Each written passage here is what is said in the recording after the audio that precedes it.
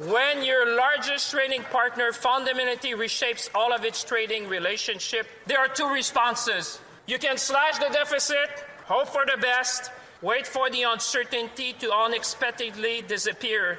We chose a different path, a path that believes in Canada, a path that invests in our country's future, a path that reinforces Canadian values, a path that makes us less resilient on our trading partner, a path that allows us to be master in our own house, Mr. Speaker. We chose Canada. Why is he yelling? François-Philippe Champagne, our finance minister, introducing the federal budget today, the first one under new Prime Minister Mark Carney. Our feature with David Heurtel, who's in today. Thank you, David, for coming in. Brought to you by BDC. Nope, brought to you by Guaranteed Industries, who remind you when it comes to keeping warm right through the winter, they've teamed up with Canair. So the good news is they will keep you all the way toasty warm through the winter. Give them a call, 514-342-3400, or online, guaranteedindustries.com. So, David, you've been paying attention. This came out just after 4 o'clock when the lockup was over. What stands out to you? Well, it is a fundamental shift. I'm not ready to say it's generational as the Liberals are pitching today. But, you know, in a nutshell, Canada is open for business once again. After the Trudeau years that were primarily focused on social programs, today's clearly about bringing private investment, both from here and abroad, back to Canada. The key here is, will we see the impact of all these measures? Because this is impressive. There's no doubt there's a lot of measures in infrastructure, defense, housing, giving a lot of tax breaks for different types of investment, ranging from industrial to energy and everything in between. But the idea here is, will we see the results of this soon? And usually it takes time for this to happen. It takes a lot of execution as well. The cuts in bureaucracy are encouraging, but at the same time, we will need for Canadians to be patient.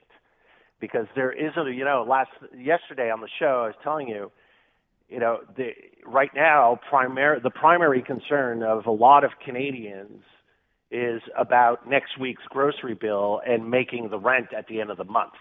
And there isn't a lot in this budget to help that directly right now. But there's a lot in this budget to weather the storm created by the tariffs, by the economic slowdown, by unemployment and inflation. There's a lot in there, but at the same time, we'll have to wait and see how long it takes to take form. You know, the number, of course, that most people are going to point out is that $78.3 billion number right off the top, the deficit, which is, I think, higher than anybody even projected. I don't remember anybody saying 80. I heard 70. Oh, I heard people talk about 90s to 100. Oh, okay. I really did. Yeah. So, I mean, not that matters. That's really the number that jumps out at you. And as I said, there's a lot in here. You want to focus on one particular area. I was kind of taken by this idea of attracting international talent. Right? That people, we need to get people to work here, to work in industry here. Did we know that was coming? Not really. And again, deficits, a lot of people are going to focus on the deficit. It's definitely one of the headlines. But do we really remember these deficits? And it's always with regards to the ratio with GDP. And if you look at Canada compared to the other G7 countries, we are the envy of the world. I mean, in terms of our debt load, and nobody wants to promote deficit after deficit, but in this particular case, I think it's the right move, and Canada has that type of margin. Now, the biggest thing for me, actually, and I'm looking at this through a Quebec political lens, Aaron, and this will not get a lot of ink because all the investment programs and the tax cuts, and that's going to get most of the ink. But the immigration targets, I don't know if you had time to see this, Aaron, but the permanent immigration targets have been brought down slightly, but the temporary immigration targets for Canada have been brought down almost by half. They were around, under the last Trudeau year was almost 700,000. They've been brought down to 380,000. This, Aaron, is huge because this pulls the rug under the feet of both the PQ, of Paul Saint-Pierre Plamondon, and François Legault. This is massive for Quebec politics, I think, because it takes away one of the most important issues for both those parties going into a provincial election year. Now, otherwise, for me, it's like, for example, there are tax incentives for liquefied natural gas. You would have never seen this during the Trudeau years, and the industrial emissions cap is gone. It's gone. So, in terms of the environment, we've made a major shift now towards investing in clean tech and giving incentives and tax breaks to invest, but there's no longer this regulatory upheaval that has made Canada much less attractive to foreign investment. So I had a note here because we were early on trying to get what we were being told out of the lockup, and it said there's no clear indication whether they'll keep the goal to reduce emissions targets to 40% below 2005 levels by 2030.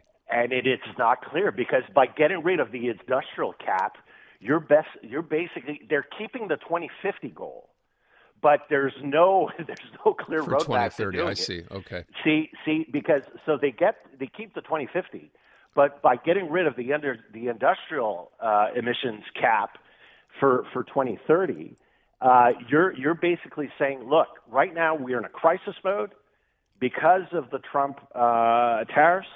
And we're basically saying to both Canadian business, small and medium size as well, this is not just there's a bunch of measures. And what I find interesting, and this is not a big deal, but at the same time, it shows you where Mark Carney's head is at. There's going to be a review of what banks charge for ATM and transfer fees.